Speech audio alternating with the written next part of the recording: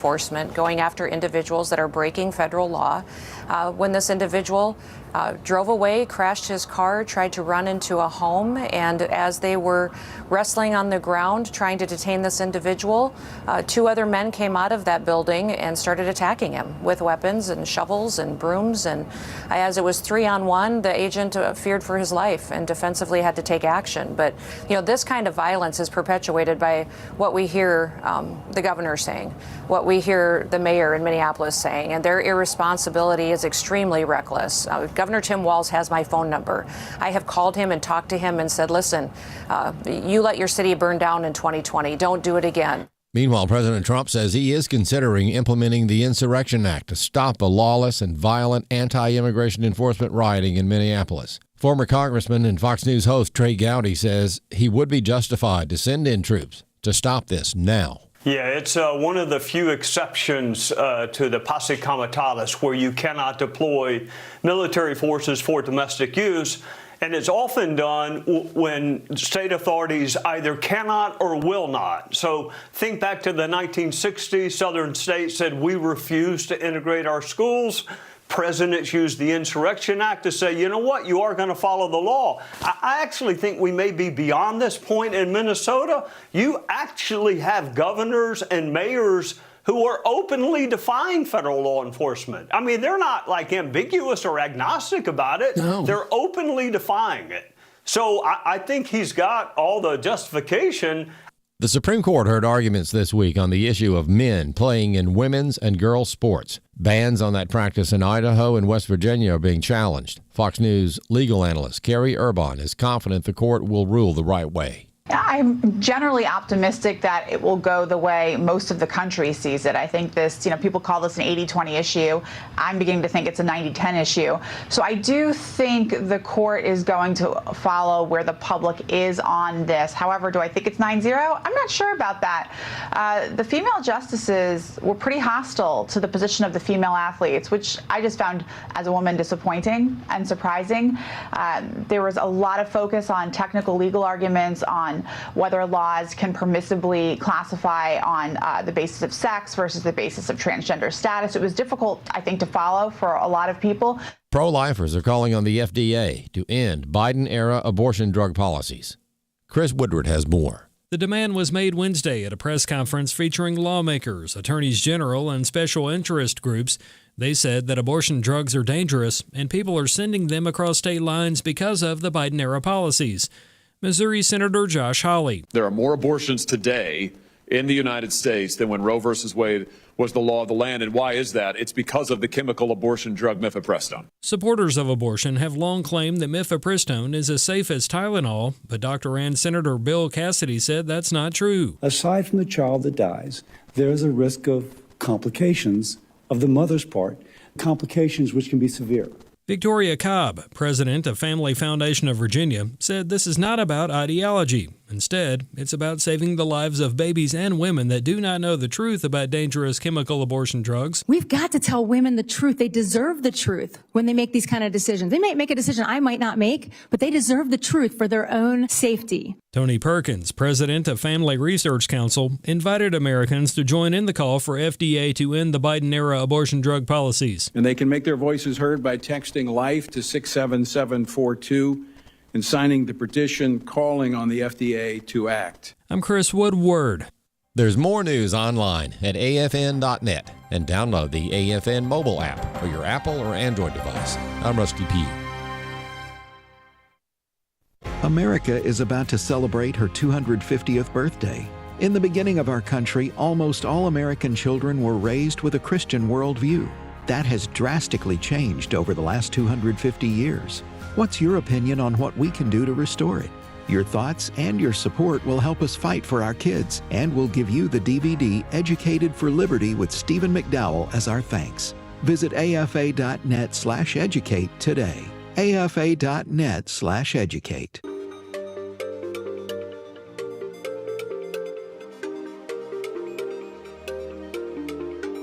We inform. Religious freedom is about people of faith being able to live out their faith, live out their convictions, no matter where they are. We equip. Sacred honor is the courage to speak truth, to live out your free speech. we also rejoice in our sufferings, because we know that suffering produces perseverance, perseverance, character, and character, hope. This is At the Core on American Family Radio. All right, well, welcome to At the Core with Walker Wildmon and Rick Green. I'm Rick Green, America's Constitution Coach. Great to be with you this Thursday afternoon. Glad that you are tuning in and paying attention and being a good biblical citizen, you know, not being one of these people with their head in the sand or some of these folks just kind of like a leech on society where they get to enjoy all the blessings, but they don't bear any of the burden. They don't take any time to find out what's going on or how to be a good steward of what they've been given. And clearly, if you are listening to this program, that is not you. You're one of those people that actually appreciates freedom and values the opportunity to be a part of it, to learn more about it, and of course to actually take action and be a part of the solution. So anyway, thanks for tuning in and for just being a good biblical citizen. Again, my name's Rick Green. If you're new to the program, you can learn more about me at patriotacademy.com. If you go to rickgreen.com, it's just going to divert you to patriotacademy.com. So rickgreen.com might be easier to remember or spell or whatever, but patriotacademy.com is where we house everything we're working on and doing, and that's a lot, man. It's a great year to be a part of being on the front lines. You know, there's sort of a what's the right word, convergence of just history and purpose and vision and all these things right now this year in 2026 for us here at American Family Association, for Wall Builders, for Patriot Academy, for Turning Point, Family Research Council, Moms for America, Moms for Liberty, Liberty Pastors. I mean, all these groups, some of which have been at it, 40 years. Let's see, when did Don Wildmon start American Family Association? 30 years for David Barton and Wall Builders, 25 years for Patriot Academy. I mean, Turning Point is like the baby in the group. It's the youngest of all of these groups. Moms for America, 2004, I think it was, so 22 years. Moms for Liberty, also young, 5 years, but exploded, doing great work.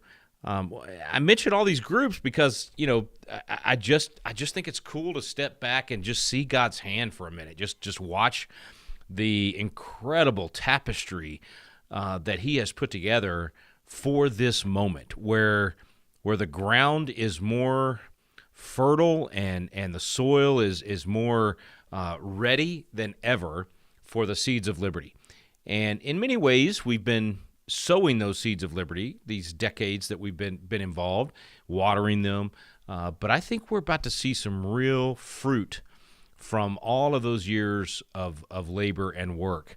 Now, that does not mean, I'm not trying to say, you know, look at all we did in the last few decades. Now let's just sit back and enjoy the fruit of our labor and you know, sit on the porch and drink some good old Southern sweet tea and chomp down on those strawberries and peaches and other good fruit. No, I'm saying actually that we're not quite to that point yet. This is not the time to sit back and just enjoy the fruit. This is the time to harvest it. This is the time to recognize what God's been doing. Look at those decades of hard work. And then actually harvest and work the harvest and to use another analogy, rebuild the walls. Like, this is that moment where King Artaxerxes has said to Nehemiah, yes, go rebuild, and here's the check, and here's the timber, and here's all the things you need. And now we're like Nehemiah. We have the king, in our case, is we the people, has said go rebuild, but that means time to get to work, folks. That means it's not the time to sit back and drink the sweet tea. You might need some sweet tea to just keep you energized. I'm trying to do less sugar this year, so I'm going unsweet tea. I know that's just weird for a Texan to say they're going unsweet tea, but man, I got to cut down on the sugar. And if you drink as much tea as I drink, that alone, if you're drinking sweet tea, is all the sugar. That should be your entire sugar intake. And so, anyway, obviously, squirrel, derailed a little bit there by my sugar and my sweet tea. Maybe I'm just in pain because I'm not getting all the sugar and the sweet tea that I want. But my point is, we're not ready to just sit back and enjoy. We got some work to do, big time, this year, 2026 for the 250th. Next year, I think is that's going to continue. And then maybe we get to, I don't know if I'll ever let up on the gas, but maybe it's maybe there'll be a shifting of the focus. But right now, the focus is rebuilding the walls. So you better know the bricks. You better have the right mortar. You better have that sword in one hand, trowel in the other hand, and get in the fight. Get on the wall. Get to rebuilding, folks. I'm thrilled to be alive at a time like this and get to be part of that. And even as we're watching some of the, obviously not going to ignore the headlines, but dive right into them today. Even as we're watching some of the insanity and some of the violence, the craziness of the attacks on the ICE agents, the world, significant events of Iran and Venezuela and Cuba, and as all of this is happening, I think keeping a providential view in mind is essential both to our sanity, just because look, you gotta know when this kind of stuff is happening. You got to know God's in charge. You got to have some peace in knowing that duty is ours, results are God's. You got to have some peace in knowing that He's going to use even the tough stuff to make us better. And that it really is true that all things work together for good for those who love the Lord and are called according to His purpose, and that even these difficult times, even as you watch some of the obnoxiousness of the left and the Marxist and the violence and the craziness, that as that is happening, just keep in mind, God's in charge. There's nothing new under the sun, that these types of things have happened throughout history. And even, as you read your Bible, you see so many of the things that are happening right now. In fact, as you read Nehemiah, same kind of stuff, man. They tried to stop him from building. They called him every name in the book. They tried to assassinate him. They did try to, get him to come to a place he was going to be assassinated. I mean, all the stuff we're seeing right now, you can see in the book of Nehemiah, let alone throughout the rest of the Bible. So just rest assured that even in the midst of the chaos or in the midst of the good times or the bad, God's in charge. So if you start there and you have peace in that, then we can dive into the headlines and we can dive in and go, okay, look, what is this craziness in not just Minneapolis? I mean, the attacks on the ICE agents, it's everywhere. It's all over the country. And these are federal agents. These are law enforcement officers who have signed up to work for less than what they could do in doing other things in order to protect you and to protect me and to protect our borders and to protect our nation, to actually implement the law. And I want to tell you, as I get into this subject of the riots and the violence against agents, the insurrection acts that multiple insurrection acts throughout our history, the presidents that have invoked those, including George Washington. As I get into this subject, I always want to make sure that I'm intellectually honest, that I'm not singing one song when a Democrat's in office and another song when a Republican's in office, that I'm not treating a mob situation different if it happens to be Republicans versus Democrats. Now, I know what you're thinking as I say that. Hopefully, if you've paid attention in the last 60 years, it's almost always Democrats rioting or doing violence. It is extremely rare that you can point to a Republican group or conservative group or certainly Christian family-oriented group that is responsible for any kind of a mob-type activity. And obviously January 6th is one of those exceptions where I think you had a lot of people, good people, just there to defend the Constitution and call on Congress to count the electoral votes accurately and not to cheat and not to reward cheating and just follow the Constitution. That's what most people January 6th were there to do. And unfortunately, it did get turned into a mob type atmosphere, and a lot of glass was broken and people hurt as a result of that. And so I'm prefacing my comments today on the violence against ICE agents by saying that I would treat this the same whether it was Republican or Democrat. I said on air that afternoon of January 6th, live on multiple news stations, on Newsmax and Just the News and all these other outlets at the time, stop doing this. If you're breaking glass or you're walking across broken glass, hint, you're probably in the wrong place and you shouldn't be doing this, okay? Now, obviously, January 6th, it was a mixed bag because you had one side of the Capitol where that's what was happening. Agitators were actually causing the violence and breaking things and riling up the crowd. And I think a lot of very nefarious groups involved, from Antifa to quite literally the FBI and other government agents involved in that. But you also had on the other side of the Capitol Police peacefully waving in people, literally opening the doors and waving citizens into the Capitol.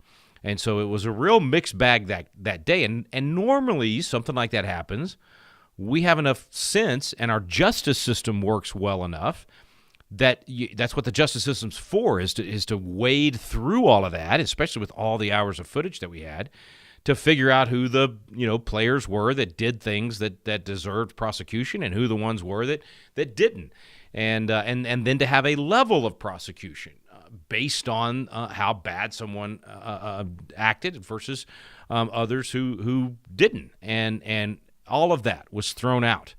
All of that was ignored. Justice was not sought.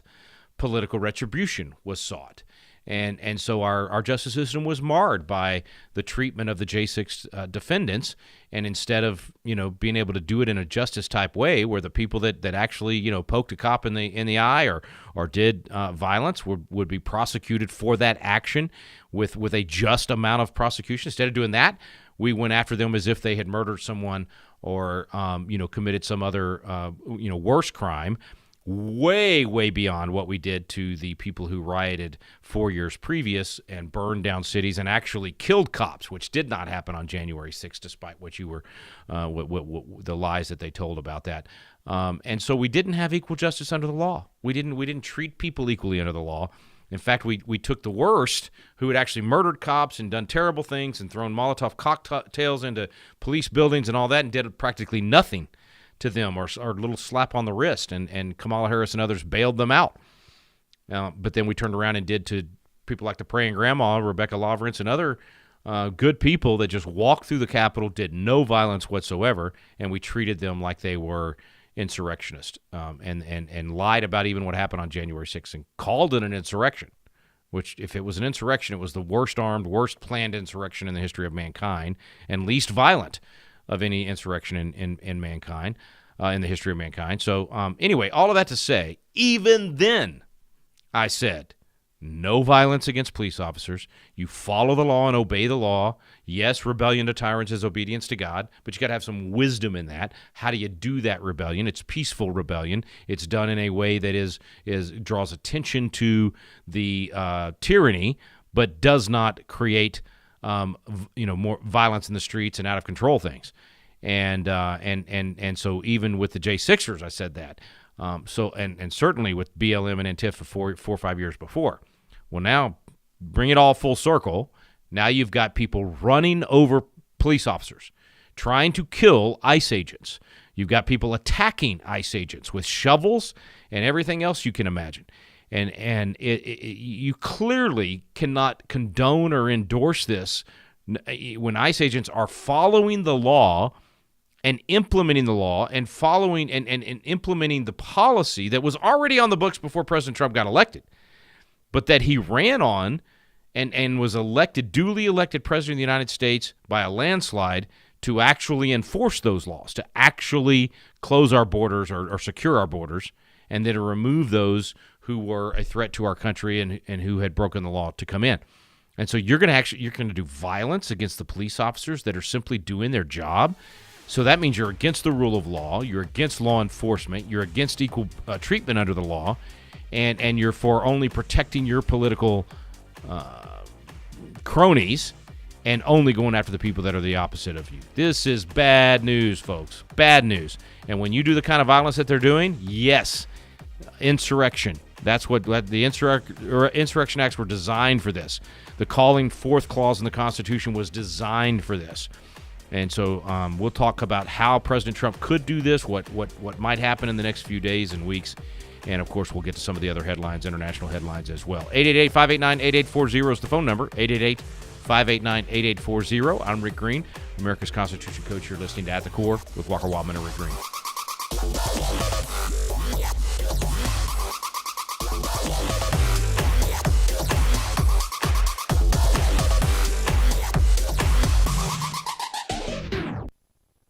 Indeed, all who desire to live godly in Christ Jesus will be persecuted. My name is Abraham Hamilton III, and this is the Hamilton Minute. Who knew you could be sued in the U.S. for being a Christian ministry that hires Christians to work in the ministry? Enter Washington State and its Human Rights Commission. Yakima Union Gospel Mission spreads the gospel of Jesus Christ through its homeless shelter, addiction recovery programs, meal services, and health clinics. It also requires employees to agree with Christian doctrine and practices, including abstaining from any sexual conduct outside of biblical marriage between one man and one woman. Washington sued them, arguing their hiring stance violates the state's non-discrimination law. Thankfully, the Ninth Circuit Court rejected the state's absurd argument. Listen each weekday from 5 to 6 p.m. Central for the Hamilton Corner with Abraham Hamilton III, Public Policy Analyst for the American Family Association. This is Abraham Hamilton III with AFR, and we're sending Bibles. Here's Michael with Bible League International. Abe, what if you were a new believer, eager to grow in your faith, but you had no Bible? You'd say, well, I'd go to a Christian bookstore, have a company ship me one. Well, what if those weren't options? You know, that's the way it is for literally millions of Bibleless believers in the regions of Asia, Africa, the Middle East, and Latin America. They've been denied God's Word, but oh, the joy that comes when they finally receive a Bible. When I got the Bible, I really love to read, and because of those reading, God is really placed in my heart. AFR listening family, you've been incredibly kind to bless 14,000 Bibleless believers. We're at the end of a months-long campaign to bless 16,000. We've got 2,000 to go by January 15th, so at $5 a Bible, $100 sends 20, $500 sends 100. Would you pray and help us finish strong January 15th? Abe? You can give by calling 800-YES-WORD, 800-YES-WORD, or visit sendbiblesnow.org. That's sendbiblesnow.org. Hello, everyone. I'm Tim Wildmon, president of American Family Association and American Family Radio. Hey, we've decided to make our Spiritual Heritage Tour this year a walking tour. So we're going to walk in Washington, D.C., and we're going to walk down to Williamsburg and then walk over to Jamestown. So we're going to do a lot of walking on this tour. So if that's something you're interested in, understand that I'm just kidding. I'm just pulling your leg. Hey, we're going to see Washington, D.C. We're going to see Mount Vernon. We're going to see Williamsburg, Jamestown, Yorktown, Boston, Mass. So much to see on our 3 different tours in 2026. If you want to go and not walk, but you want to get on a bus, join us for these tours. Any one of these tours you can find out information on just by going to wildmongroup.com. WILDMON group.com. All the information on all the tours for 2026 are there, and we hope to see you on one. This is At the Core on American Family Radio with your host, Rick Green. Welcome back to At the Core with Walker Wildmon and Rick Green. I'm Rick Green, America's Constitution Coach. Thanks for staying with me. We're talking about insurrections and riots and mobs and all that good stuff. And before I get to some of the sort of legal education and constitutional education and historical education on this subject, just know this from just a human nature point of view.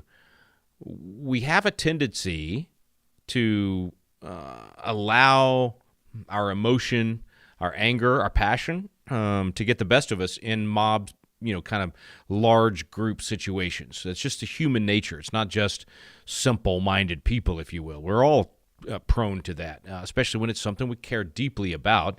And it's the reason that law and order is so important. It's the reason that it is okay to have some sort of permitting or process at least for a lot of these large gatherings, so that you know to have the proper security and police force there, and so just know that when we criticize these things and we talk about these scenarios, this is one of those situations where you say, "But for the grace of God, go I." I didn't go to January 6th in D.C. partly for that reason. I had been teaching all year long about the 12th Amendment and about the Electoral College and how this would work, and I had been really emphasizing it and diving into it, from the time of the election in November to January 6th, when the electoral votes would be counted. And you had all these scenarios. I mean, it was literally up in the air who the president was going to be, and very, very possible that the 6 states that were in question where clearly cheating had taken place, and even not counting the machines, but just in terms of the way the law was broken and the Constitution was broken by having election law changed at the last minute by a governor or a secretary of state, or it was different in Georgia and Pennsylvania and Michigan and some of these key states. but it was very obviously unconstitutional and broken, and it would have been absolutely within Mike Pence's ability to throw out those electoral votes in the counting of the electors, or Congress doing that, or going into a committee to decide which ones. That was absolutely a possibility on January 6th. And actually, it's what should have happened. Very simply, what should have happened on January 6th is Congress should have sent a note to those 6 states, an immediate message to those 6 states, and said to the legislature, and only the legislature, because only the legislature gets to decide this based on the constitutional language and Supreme Court decisions that have verified that over time. But the legislatures in each of those 6 states should have been put on the spot, and the question should have been, who do you want your electors to go to? Because you get to decide at any time, even if, no matter how your election went in your state, if the rules were violated and that election is tainted, you can decide who you want your electors to go to, or you can say, the process was tainted, our state's not going to get to count their electors. And under either of those scenarios, it was up in the air, whether it would be Biden or Trump, and depending on the math and depending on which states did what, the outcome would have been determined at some point before January 20th. Okay, so all of that to say, I didn't go to D.C., even though I had been talking so much about what could happen that day, partly because these networks wanted me to be available for commentary and stay in the studio and do that, but mostly because maybe this Holy Spirit, I don't know, maybe whatever, something told me not to be there. And I got to be honest, if I'd been there, I'm a pretty passionate guy, and I might have ended up, not only in the Capitol, but I might have ended up in the pushing and shoving. I don't know. And so I'm glad I wasn't there. And I'd say all that to say, you can sit back with your hindsight in 2020, all of us can. And if you've never been in a situation like that, you can say, I wouldn't lose my cool. I would stay. I'm just telling you, in that crowded mob type situation, especially when you're literally shoulder to shoulder and the whole crowd is moving a particular direction and the energy just takes over, it's not good. And it's the reason that our system is designed to prevent mob rule. It's specifically to stop the French Revolution kind of stuff from happening, where a mob gets ginned up and takes out a leader and hangs them in the streets and all that kind of stuff. And so what you don't want to do is ever encourage a mob mindset or attitude, or certainly not encourage with language that gins up violence. It's one reason President Trump's language on January 6th was so important to watch, and his body language, his body language, his tone, the words that he used was very specifically to be peaceful, to respect law enforcement, to simply be there in a show of solidarity as the people asking Congress to do its job under the Constitution. And it's the reason that all the networks and Twitter and everything else wouldn't let his words come through, because he's saying be peaceful. He's saying don't do violence. He's saying respect police officers. So anyway, all that to say, let's not ever look at these situations and say I would have never done anything that could be construed as wrong. Okay, now back to the mobs that of the last 5 or 6 years, all the George Floyd riots of 2020 and the burning of cities and the murdering of cops and other people and destruction of so much property and just so much violence and hatred and all the opposite of what MLK called for and what he did. It was terrible. And Jacob Fay, I mean, you're seeing his name right now in Minneapolis. He was the reason that cities burned all over the country, because when the police precinct in Minneapolis, when they started to take it and burn it, he said, let them have it. So he made the decision, we're going to let the mobsters and the rioters have their way. Maybe they'll work this thing out. Or he literally was with them. And you look later, he marched with them. He knelt with them. And so, I would argue he was actually a part of them, not just made a bad tactical, administrative decision, but actually was in many ways cheering them on. And then, of course, once that happened in Minneapolis, it spread all over the country, because you're watching it and people that are passionate on that issue of whatever they thought the issue was, and a lot of these kids were lied to, and they actually thought, I'm just helping minorities, I'm just standing against injustice or police brutality. And they were lied to about all of these things, and they believed they were part of a righteous cause. And then they're seeing that it's okay to do violence, and that actually if you do violence it gets attention, and your cause wins. And then you have these moronic reporters standing in front of burning buildings saying it's mostly peaceful. And I don't mean to relive all of that, but that was the things I'm about to share with you it's the research that I did then in order to answer to those riots and that violence, and it applies perfectly to what's happening in Minneapolis right now, and very possibly and likely will spread all over the country. So you can expect the Marxists and the left to do exactly what they're doing in Minneapolis, in every city in America, wherever ICE shows up. I think we're at 60-something ICE officers already that have been run over or drugged by a car or had some kind of a violence against them like that, and it's because it's being encouraged by Tim Walz and Jacob Fay and all these other lackeys for the Marxist and trying to keep illegal people in our country. They're literally defending and standing alongside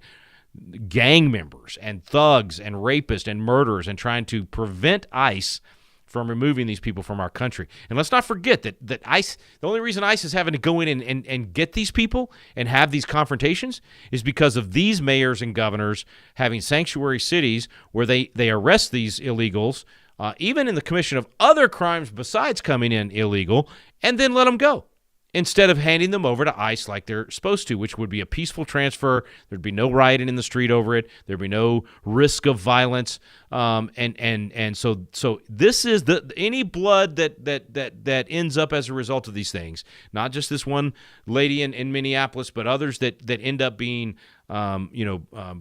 maimed or killed as a result of the violence. It's that blood is on the hands of Tim Walz and Jacob Fay and any other governor or mayor that is not handing over illegal aliens that have been detained, and instead requiring, by their actions, requiring ICE to have to come in a law enforcement action that always has risk to it for both the law enforcement officer, the person that they're after, and innocent people and that are around, or agitators who aren't innocent, who are guilty of. You try to run over a police officer, you have put yourself in that position. I've taught my kids. I was taught, when you get pulled over, you put your hands on the steering, you turn the lights on inside the car, you roll down the windows on both sides, and you put your hands on the steering wheel so that they can be easily seen. You do that, you're not going to get shot. You're not going to be harmed. But if you keep the car dark and you keep the windows up and you're fumbling around in your glove box and looking for your insurance or whatever it might be, you are risking the potential of an officer having to make an impossibly difficult decision every time they walk up to a car. They risk being shot. If you're a police officer and you pull someone over and you're walking up to that door, if that perpetrator really wants to shoot you, you're going to be defenseless.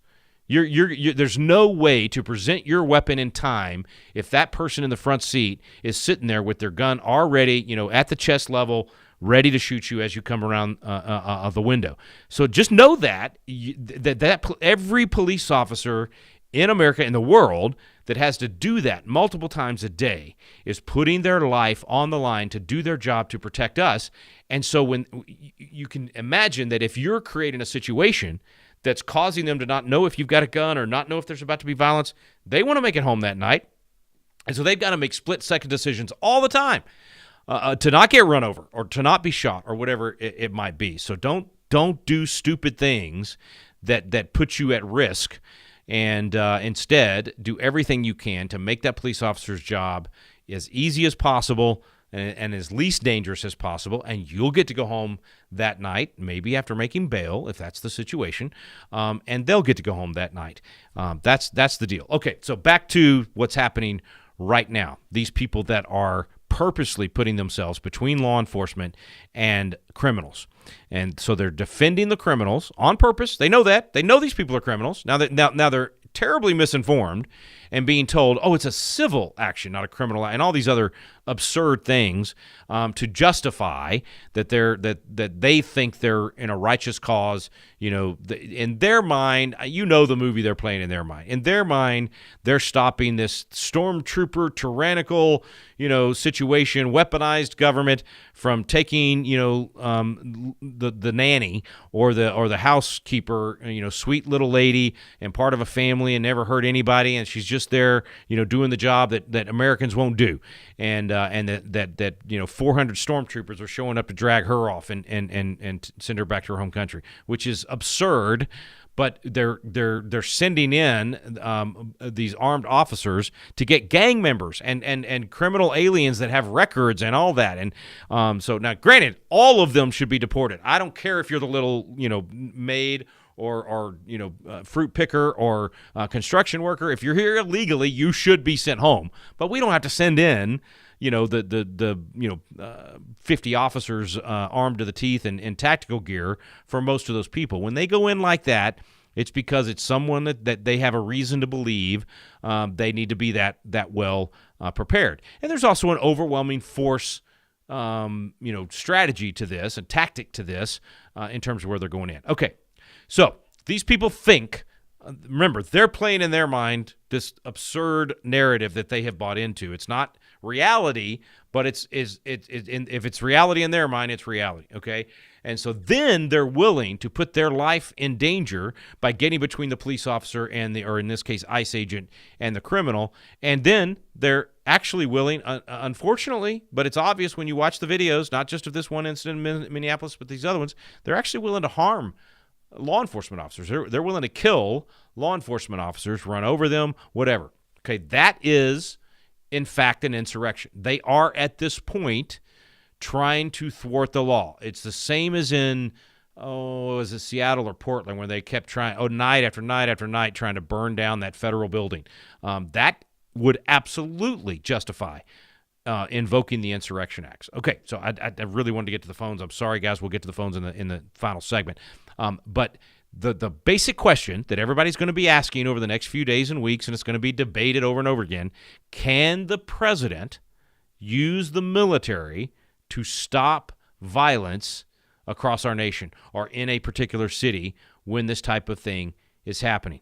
And so to answer that question, we had to both look at the Constitution and look at the Insurrection Acts that have been passed by Congress. Okay, so first of all, just in terms of the Constitution, maybe I can get through this in our final minute or so here in this segment, but in terms of the Constitution and some of these federal statutes, but you do have to kind of combine them because Congress has delegated certain constitutional authority given to Congress in the Constitution. They've delegated it to the president. So here's what it looks like, all right? There are two parts of the Constitution you need to be aware of. Number one, Article 4, Section 4. We call it the Guarantee Clause, Invasion Clause, and the Protection Clause. Here's what it says.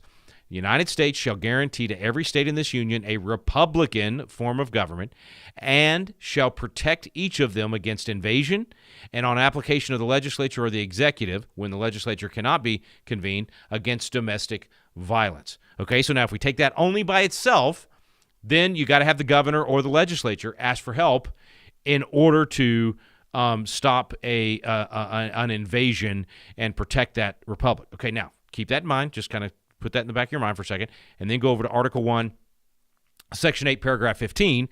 This is the Militia Clause, or the Calling Forth Clause. And it says, Congress shall have the power to provide for calling forth the militia to execute the laws of the Union, suppress insurrections, and repel invasions. So now you take those two clauses together, and Congress, the federal government, through Congress, has the power when there is any kind of an insurrection, any kind of a attempt to stop the federal government from doing its job, or even stop its own state government from being the republic that it is designed to be. At that point, the federal government has the right. The Constitution actually not only gives them the right or the power, it requires them to do that. It's part of the reason we have a federal government is to be able to protect states and their rights. Now, when we come back, I'll explain how this ends up on the executive's desk, on the president's desk, where the president has the power to then go do this, even if Congress hasn't said to do it, and even in some cases when the state legislature or the state governor has not asked for it to be done. Okay, so there's several steps we have to take here to realize the power that President Trump has and doesn't have, and the actions that are, I believe, going to be taken in the next few weeks. So let's take a quick break. Phone number is 888-589-8840. You're listening to At the Core with Walker Wildmon and Rick Green.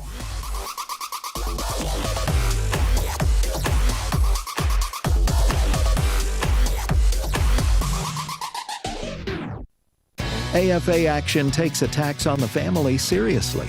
The enemies of the family constantly employ new tactics to try to sneak past our radar. They know if we stand together, their evil plans will fail. Your gift to AFA Action allows us to stay vigilant against their onslaught. And if you give this month, you'll receive access to the Cultural Institute video When Your Faith is Illegal by Frank Harbor on AFA Stream as our thanks. You can make your gift today at afaaction.net. If we lose this cultural war, we're going to have a hedonistic, humanistic society. Discover the story of the culture warrior Don Wildmon and how he went head-to-head with Hollywood, Playboy, the homosexual agenda, and the Disney Empire. The movement Don started paved the way for Christians to boldly stand for truth and righteousness in a hostile culture. Watch Culture Warrior today for free. Visit culturewarrior.movie. The heartbeat of a baby in the womb, heard through ultrasound, is one of the most beautiful sounds you can hear. But abortion stops that heartbeat before a baby is ever born.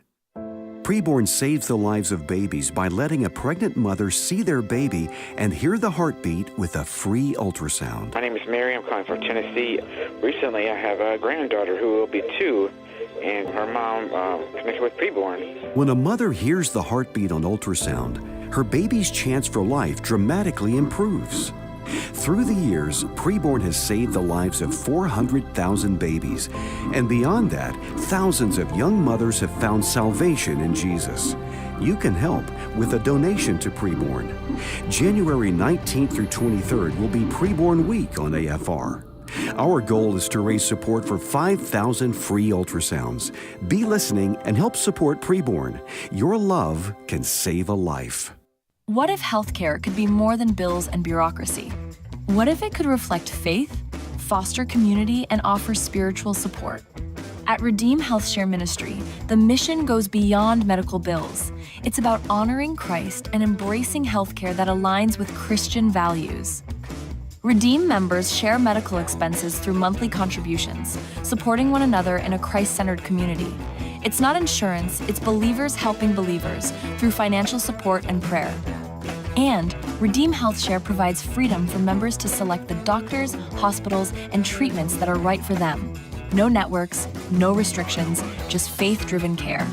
From everyday checkups to unexpected medical emergencies, Redeem offers flexible programs and encouragement rooted in Scripture. Because your healthcare should reflect your faith, not compromise it. More at redeemhealthshare.org or call 1-844-REDEEM-0. This is At the Core on American Family Radio with your host, Rick Green. Welcome back to At the Core with Walker Wildmon and Rick Green. I'm Rick Green, America's Constitution Coach. Thanks for staying with us. We're talking about the violence on the streets of America right now, the violence against federal law enforcement agencies and local law enforcement when they're doing their job and working with federal law enforcement to enforce the law and make our nation and our streets safer. What do we do with it? And so I was mentioning before the break the power of the federal government in these situations, taking Article 4, Section 4 and Article 1, Section 8 combined. When you combine those, absolutely the federal government has the power to use the military to stop violence. So now, how does it get over to the president? Well, Article 1, Section 8 gives that initial decision to Congress, not the president. But Congress often does this. They will create an agency or they'll pass a law that essentially delegates a power to the president or to some agency or, third party. Okay, they've done that multiple times on this particular issue by passing what we call insurrection acts. There's been several of them over the years. First one was, literally the founding fathers doing it, 1792. It was the Calling Forth Act. These are literally the founders in Congress. Okay, put yourself in a time machine. Go back to 1792. You're talking, basically a year, 2 years after the Constitution had been ratified. You're talking half of Congress is quite literally signers of the Declaration or the Constitution, framer of the Constitution. So, I mean, they knew what they were talking about, right? They knew how they had intended the system to work, designed the system to work, and this was part of it. It's okay to delegate to the president to execute the laws. Congress can't, it's much more difficult for Congress to act quickly than it is for the president. Okay, so then George Washington is the first president. So 1792, they passed this Calling Forth Act. George Washington's president of the United States. What's the first time that the Insurrection Act would be used, or would it be used by the first president? Yes, the answer is yes.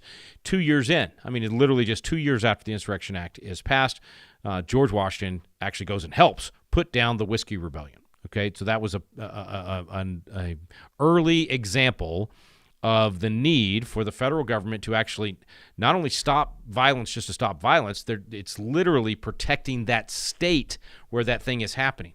So it's not that the federal government is at war with Minnesota, like Tim Walz wants. He's literally calling for a civil war right now. It's that the federal government is protecting Minnesota, literally helping to protect the citizens in Minnesota who are victims of the bad policy of Tim Walz and Jacob Fay. So this is a legitimate federal function that the founding fathers of America saw coming and knew would be necessary and did it themselves. Okay, and then it would be used many times over the course of our history. About 20 times the Insurrection Acts have been invoked, and that's by about a dozen different presidents. Democrats, my goodness, most of the time, right? In fact, I think it's a third, if I remember right. I'm trying to remember the math of which ones, but JFK and LBJ were the ones to do it the most in the riots of the 60s, and Dwight Eisenhower did it when it came to protecting those 9 black school children in Little Rock from the racist Democrats, which that they just tend to be racist. Kennedy did it at Ole Miss in 62 again, stopping racist Democrats from burning down the university and as always standing in the schoolhouse door. Now back then, Democrats stood in the schoolhouse door to keep black kids out. Now Democrats stand in the schoolhouse door to keep all kids locked in and not allow them to have school choice and go to a better school for their family. But anyway, that's definitely digressing into a different issue. Okay, then you got Woodrow Wilson, FDR. First Bush actually did this, Bush 41. You just go through the history, and it's been used a ton. There's no question the president has the authority. This is not even a close call. Now, in Trump's first term, you had a cabinet that did not support him. They undermined him at every turn. Back then, it was Secretary Esper and James Mattis, and they were saying you can't stop the riots and the burning of these cities and blah blah blah. They were dead wrong, absolutely wrong. And I called back then for President Trump to do exactly what Lincoln had done and just keep firing the generals until you find a general that'll get the job done. In this case, a Secretary of Defense or other cabinet members to do what you're called to do. And so this time around, though, President Trump has a cabinet that has, so far, as far as I've seen, completely supported him. I don't know of a member, I'm sure it's possible it's happening out of all the secretaries and undersecretaries, but I don't know of anybody that's actively working to undermine President Trump's agenda. Instead, they're all actually implementing the agenda. So I think that what's going to happen is if Tim Walz and Jacob Fay and these other politicians keep calling for violence, which is what they're doing. They're literally stoking an insurrection. If they continue to do that and these ICE agents continue to be harmed or they continue to be prevented from doing their job, I think President Trump will invoke the Insurrection Acts. I think he will do what is necessary. I'm very encouraged and very proud of the president and Tom Holman and these ICE agents and the entire administration for not backing down, for not caving and wilting and withering because of all this.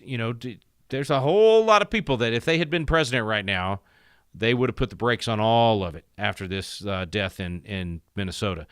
And so thankfully, this president is not going to be swayed by the lies and the propaganda and the unfortunate incidents like this that are not the fault of ICE, that are clearly the fault of the lady that tried to run over an ICE agent and her lesbian wife.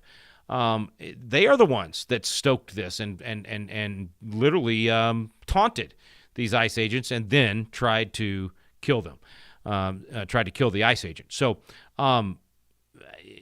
if you have moral clarity, you can get through these kind of situations. When you know what you're doing is right and you know that the American people asked you to do this and the people on your team agree, it's much easier to get through this stuff. And so I think he has that. I think President Trump has that. I think Holman has that. I think our certainly Pete Hegseth, the Secretary of War, has that. So I think, I could be wrong. We might have a program next week that I'm having to say, nope, I'll eat crow. I was totally wrong.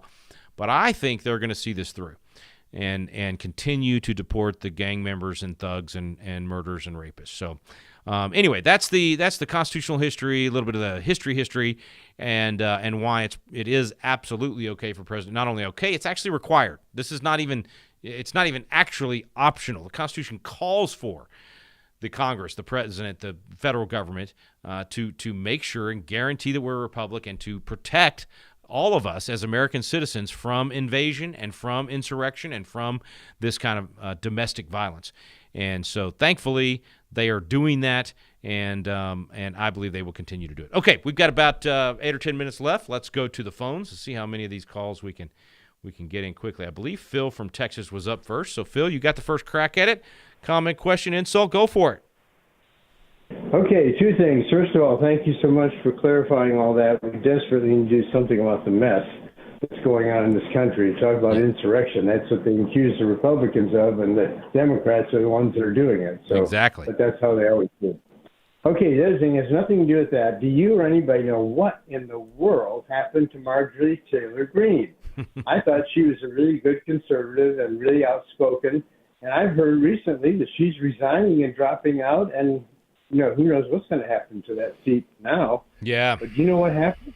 Well, I don't know specifics, Phil, about what caused her to get to the point that she did, but I definitely saw the changes taking place in her rhetoric and her decisions.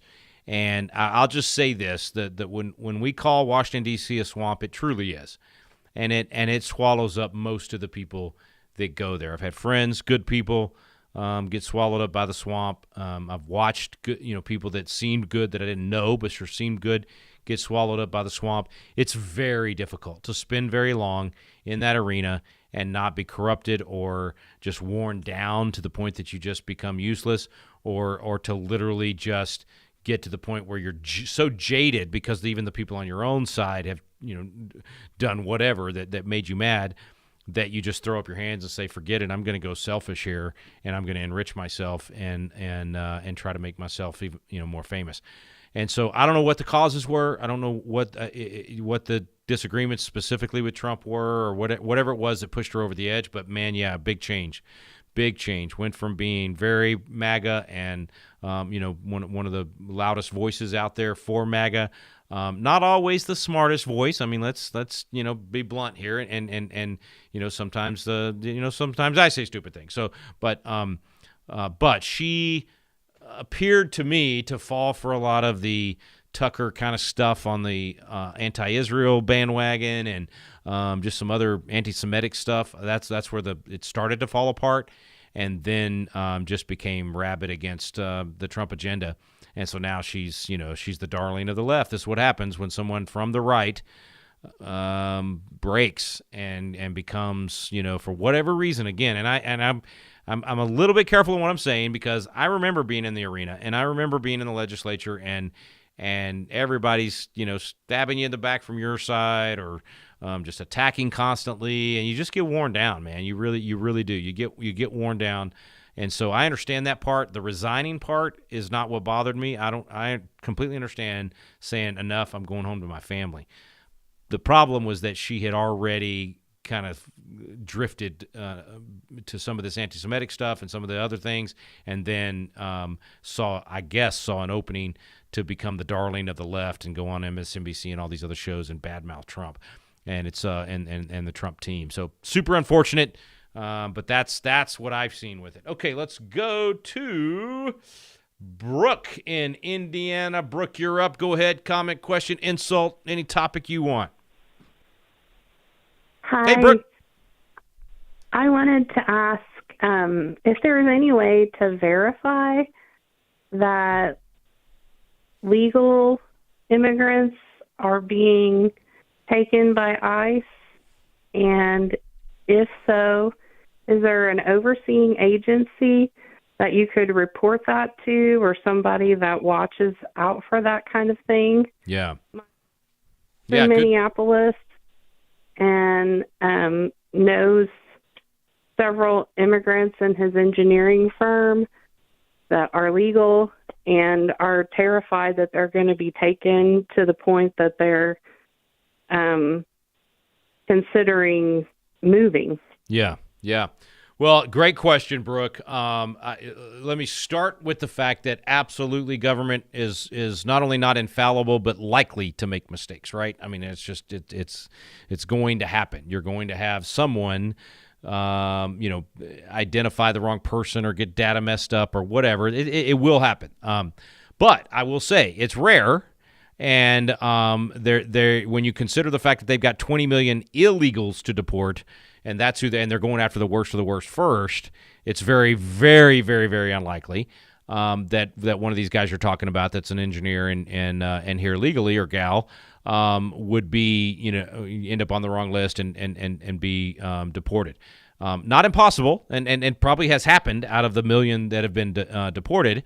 And so backing up even from there, mistakes are going to happen. That doesn't mean we don't go full board in doing what we're supposed to do under the law. So you still do the right thing and you work as hard as you can, knowing you're going to make mistakes. Let's not forget that the problem was not created by these ICE agents or the president who's trying to clean up the problem. The problem was created by Joe Biden and the Autopin administration and the Obama administration by opening the borders and flooding the country with all these illegals. It created this situation where you have this massive conflict and you're having to go get all of these people. And so legal immigrants are, usually the most upset about what the Democrats did in opening the border for exactly what you just described, because they've made these open border people have made it so difficult on the legal immigrants because of this type of thing. And then, of course, also because the legal immigrants work so hard to get here and doing it the right way. And then the illegal gets rewarded by the bad policy. So let's just remember all that first, and then recognize that obviously we want ICE and Homeland Security to do the best it can at only going after the ones that they're supposed to go after. I believe that they are doing that because, first of all, it's target-rich environment. There's plenty of illegals to go after that are actually doing harm. And so anyway, so I the oversight question, absolutely. Of course, there's oversight at Homeland Security through Congress and everything else, and the judiciary, and there has to be hearings and all of those kind of things. So yes, there's lots of checks and balances and policy in there, maybe even too much. I personally think if you're an illegal alien, you've been positively ID'd, yes, you should have to prove that and show that, and there should be a quick hearing. I mean, 15 minutes might be long enough to be able to get that information and then send that person on their way. But fantastic question, Brooke. I appreciate that. Very important for us to do it right. We want. Believe me, I am very much against having a weaponized federal agency being able to run willy-nilly over us and not have those checks and balances in place. But I'm also a very pro law enforcement guy, knowing that they make mistakes. I've had run-ins with officers that weren't good sometimes, but knowing that they're absolutely necessary and that most of them work very hard to try to do the right thing and not make those mistakes. Good questions today, folks. Thanks for listening. You've been listening to At the Core with Walker Wildmon and Rick Green.